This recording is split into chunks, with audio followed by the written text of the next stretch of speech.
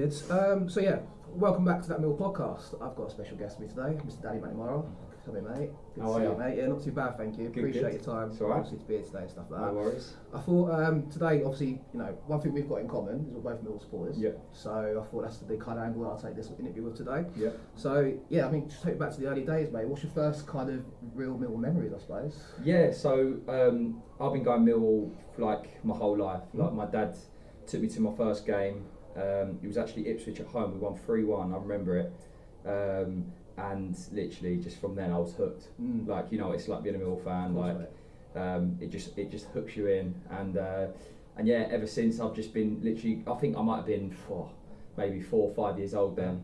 And then I think it was when I turned sort of like 10, 11, I got a season ticket. Yeah. And like it was like every year it'd be like my nan and granddad's present to me every year. Just a Mill season ticket. And yeah, we would just honestly go every year. West Upper Block 2. Nice.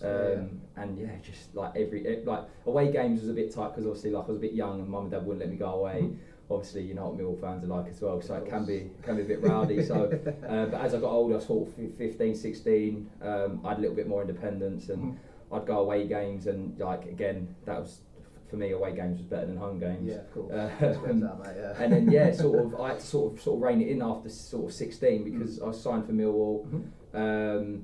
I signed for Millwall as a scholar, and then yeah, it was just sort of going to the games with a few of the lads from football. Excellent. And then yeah, it sort of just went from there really, and then signed a pro when I was 2 years later when I was 18, and yeah, the story sort of tells itself really. Obviously, big span there, but who was like the standout players for you as a kid, kind of when you was young? Do you know what? Watching players, obviously, Chopper was like, he was my favourite. Obviously goal scorer. Obviously, Morrow was like, watching Morrow and Greg sort of partnership. So that was obviously a bit later on. Yeah. But then players like Alan Dunn, Paul Robinson, Andy Frampton, players like that. I used to just love watching them. Absolutely. Jimmy Abdul, obviously, absolute legend. And he was such a good guy as well. Yeah. But yeah, players like that. I think. Do you know what? I didn't really have a favourite. I just used to love going and just watching all the players, like James Emery, players like that, and just watching them play. It was class. Excellent. Yeah. So what about like stand-up game? I suppose before being a Millwall player, maybe one of the Wembley appearances. Stand-up game. Yeah, Wembley was just unbelievable. I've done all the Wembleys, and like obviously Scunthorpe was obviously we lost that game 3-2, wasn't it? Yeah. That was goal there. Yeah, that was unbelievable for me. Yeah. And then obviously it was Swindon, wasn't it? We beat, and then yeah, Swindon was good, but then Wembley was good. I thought for me games like Leeds at home. Like, I remember West Ham was it. That was unbelievable. Yeah. Like I remember like literally horses on the back of the pitch, like fucking their asses were on the pitch. Yeah, you know what I mean? True. Hang on. Excuse my language. That's all right. You can swear on it. On this one, right. You should be honest in the terraces. Saturday, so you know. But yeah, just like the big games, Leeds, like just unbelievable the atmosphere, and you remember the fans. And I remember one of the games, like I can't remember who it was. One of the fans fell from the top tier. Cardiff at home. Do you remember that? Yeah, 4-3 and the songs that were getting sung at. It was brilliant. Like I just remember watching that, and yeah, it was brilliant. But yeah, no, listen, I've so many good memories. So many good memories. I suppose being West Upper as well, you got a good view of the Cardiff fan. He was Block 2 was right by the away fans. So like you can imagine it. Like weren't as nutty as the other end. He stuck at Block 18, but yeah, Block 2 was good up there. We all got to know each other up there, and it's just like a good family sort of environment. Do you know what I mean? That's what's back going to football, mate. Exactly. So yeah, obviously transition then to being a player. Yeah. So obviously you said you're obviously 16 to 18. What was it like when obviously you've signed to Millwall and you've been a Millwall fan? What's that kind of feeling? I suppose going on to play is the real kind of moment, but what was the early memories like at that point? That was for me 16. Do you know what? Right, I loved my scholarship. First year I struggled in my scholarship. I couldn't get the adaptation of like being full time. Yeah. Listen, I love football, but I wasn't really around the first team at 16, so I wasn't really sort of seeing what's going on. I didn't really enjoy my time when I was 16, 17.